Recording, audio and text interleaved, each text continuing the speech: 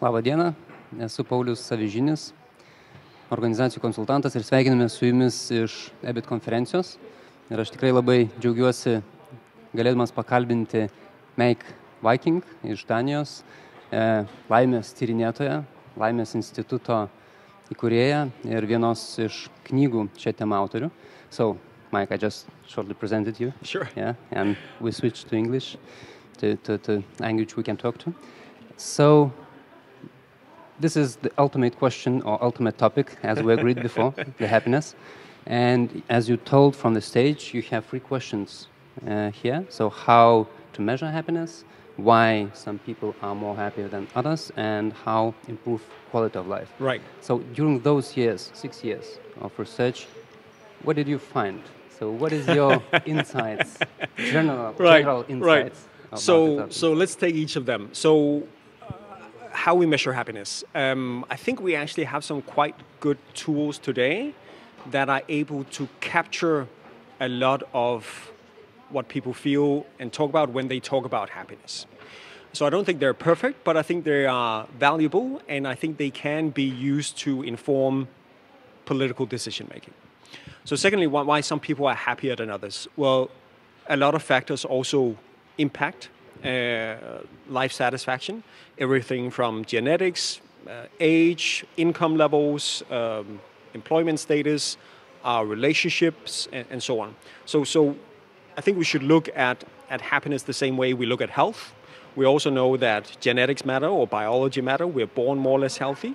Then the cities we live in, the policies we live in under also impact our health. You know, access to healthcare, the level of air pollution in our city, that impacts. And then the choices you make on a daily basis.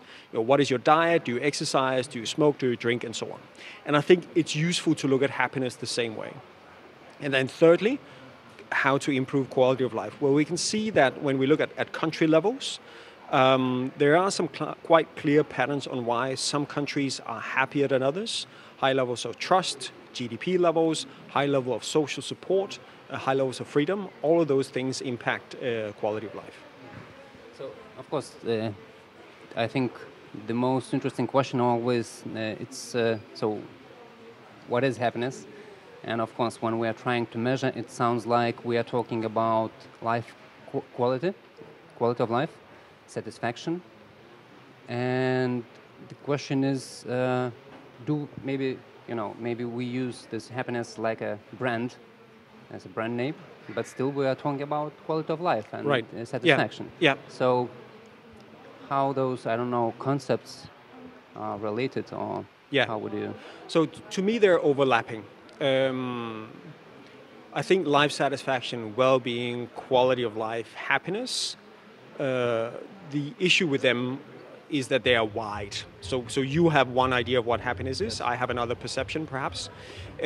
So in research, we need to be more specific, and we try and break happiness down into a more precise language. So we do talk about life satisfaction, which is how do we feel about our lives overall? Do we have a sense of purpose? When we look at our life, are we happy with what we see? That's one dimension of it. Another dimension is, how do I actually feel right now? What kind of emotions do I feel on a daily basis? And of course, they are related, and they are also overlapping, because if you have an everyday with a lot of positive emotions, then you probably are also more satisfied with your life. But you can also have a morning where you're in a bad mood, you're stuck in traffic on the way to Vilnius, and you are stressed, but you're still happy overall with your life. So they're not completely overlapping. So we need to separate and be more precise when we talk about these things. So it's quite an interesting question then, for me at least. So can poor countries to have high index in happiness? I know they don't have now. You showed the results, and usually Scandinavian countries are on the top. But theoretically, do they have a possibility to have high index in happiness? Not only in theory, also in practice. I mean, yes, so as groups, richer countries are happier. But there is a lot of difference in how good countries are at converting wealth into well-being. So we will see countries with the same income levels, the same levels in GDP, that are very different at very different levels in the World Happiness Report. One of the countries, for instance, that does especially well is Costa Rica, but also in general the Latin American countries. When you look at their socio-demographic or socio-economic levels, they are outperforming a lot of countries that are far richer than they are, but much happier. So I think we need to look at countries like Latin America, but we can also see that Lithuania are also relatively good at converting wealth into well-being. At least last year, I think we scored a little bit better than usually. Yes. So, okay. So what I hear now and what you said from the stage, that actually it's not only about the money we earn, but it's more about how we spend what we earn. And it was your answer about the taxes in Denmark, right, and etc. So the question is still for me that we are thinking of what we get for the money. So in this case, we're still in the position that our happiness is related with what we have, what we get. It's not about, your perception of life, that you can be poor and still be, happy. Right. So it is still with having something. Is it logical? Yeah, I think it is, and I think it's also a pattern we see globally, that a lot of people in a lot of countries are seeing a connection between wealth and well-being. Mm-hmm. But I think we're at the same time also seeing more and more people and countries with a sensation that we have gotten richer as countries, as people, without getting happier. Okay. So the country we get most visits from at the Happiness Research Institute is South Korea. Now, South Korea has had this tremendous growth over the past 50, 60 years. They've gone from a quite poor country to a rich country. But they are struggling with converting wealth into well-being. So they have the highest suicide rate in OECD. And there's a lot of pressure on people, on young people in particular. And I think they're sort of the poster child for that feeling that, yes, we have accumulated now more wealth, but we have not necessarily placed that wealth into the right places that will deliver happiness to people. So I think we see both trends, actually. Okay, so you also mentioned one quite hard topic about suicides, and Lithuania still has issues with this topic. And just this morning I looked at a list of countries according to suicide rate, and I was a little bit surprised that, for example, Finland is in position 32. And then I thought, okay, so it's the country in the top of happiest countries and still quite high in the suicide rate. And once again, I came to the concept of happiness, so how it happens. So right, yes. So that is exactly a super interesting question, and also something we have looked at the Happiness Research Institute. So Finland is in the 30th something place. I think Denmark is currently in the 106th place in the Global Happiness Policy Report, at least. Mm-hmm. But Denmark used to have one of the highest suicide rates in the world. So in 1980, the suicide rate in Denmark was around 40 per 100,000. Okay. Now it's 9 per 100,000. So it has actually also been higher in Finland.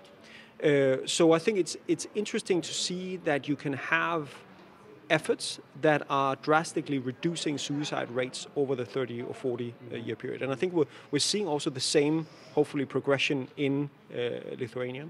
So the reason why Finland has higher rates than Denmark and Sweden, for instance, is that issues with alcoholism, and also we can see that the level of home or gun ownership and having guns in the house, unfortunately, also predicts high levels of suicide. But I think there is a paradox when we, for example, look at the individual US states, so the 50 states. Yes.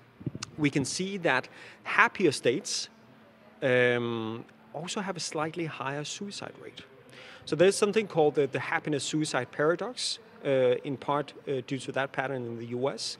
And the theory behind that is that it might be more difficult to be unhappy in an otherwise happy society. Okay. Because when we evaluate our lives, we also evaluate it based on what we see around us. So if everybody is also happy and I'm feeling dissatisfied with my life, well, that might create a starker or darker contrast.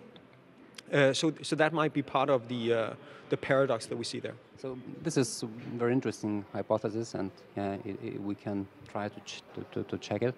And because the first idea, which is very controversial, comes to my mind that you may be satisfied and still be not happy with your life. Right. And hopefully it's not the case. It's not the case here. Okay, so another interesting topic for me, maybe a little bit broader, going away from happiness itself. It's about how politicians in Denmark receive this happiness index and how it's important for them making decisions. Is it like popular topic, or is it truly on their desk when they are making decisions? And I don't think it's efficiently enough on their desks. I think it's in their thoughts, and it's also moving into more mainstream politics. So in the 6 years I've been talking to politicians in Denmark around these things, we've seen it go from a sort of fringe area into more mainstream. So our parliament has 9 parties, and we have a dialogue with about 4 or 5 of the parties around these things.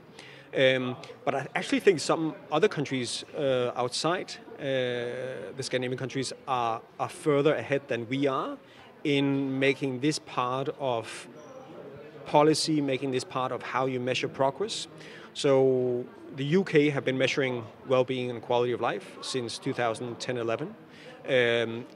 Last year, you had the New Zealand government say that every policy proposal should come with an assessment on how is this going to impact quality of life. So instead of just looking at a cost-benefit analysis from an economic point of view, you also have a well-being assessment. So I think countries beyond the Scandinavian countries are actually taking further lead than we are in terms of incorporating this in their metrics. But what is interesting, so you are for the 6 years in this field, and as far as I saw, almost always Denmark was at least in the top 10 right. Top 10 countries. So it sounds like happiness happened in your country. Yes. Yeah. So I think not just Denmark, but the other 4 Nordic countries. So all of those are doing quite well. So there is something. There is a secret sauce, I think, for happiness in the Nordic model. But I think one of the things is it's relatively good at converting wealth into well-being. And I think also the Nordic model is relatively good at reducing causes for unhappiness.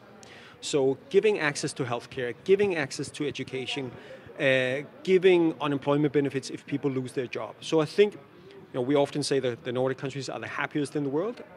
These rankings are based on averages, so you could also call them the least unhappy countries, because I think that's also what happens. You reduce the reasons why people are unhappy, that brings up the average, and that's why these countries come out in top.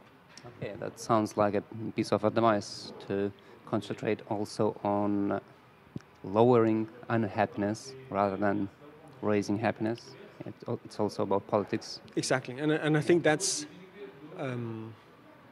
a sound advice for policymakers to focus efforts on where well-being are most scarce or is most scarce.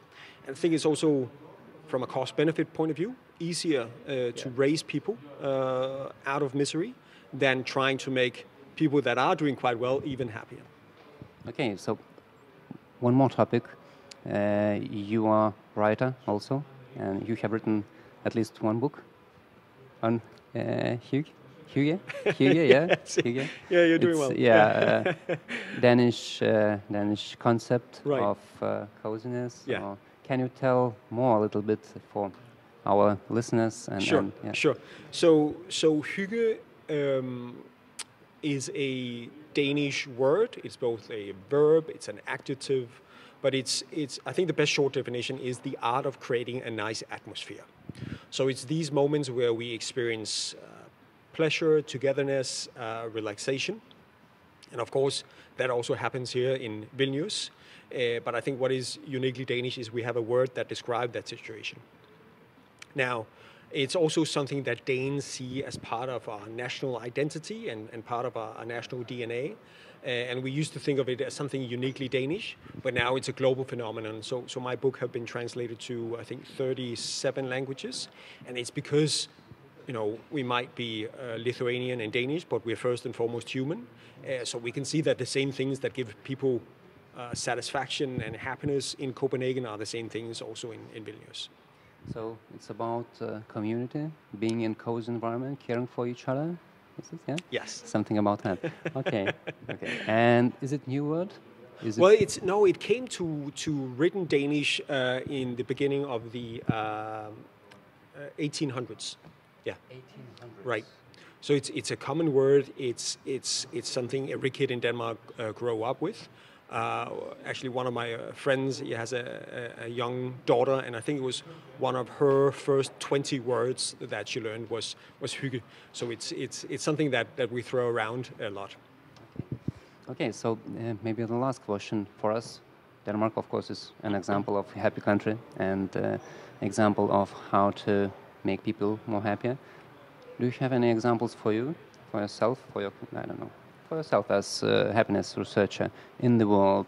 So where do you get inspiration, maybe, or I get inspiration from a lot of different countries and a lot of different cities. So I visit perhaps 20, 25 cities per year, and I don't think Denmark or the Nordic countries have a monopoly on happiness, or that everything can be learned from the Nordic model. I think we're doing some things right, but I think that equally things can be learned from Asia, Latin America, the Baltic countries. To me, I walked around in Vilnius yesterday, and I think some of the same things that makes Copenhagen a great city also makes Vilnius a great city. I think you're good at focusing on creating cities for people and not for cars. It's a very walkable city. It's very pedestrian friendly. It's very, looks like bicycle friendly. And I think you're doing some of the same good things that make the Nordic countries livable and not following sort of an American model of creating cities for cars. So I think there's also something to be learned here. Okay, so everybody has hope. So thank you very much. It was inspiring to listen to you. Thank you. And to have you here. Thank you very much. Thanks for having me.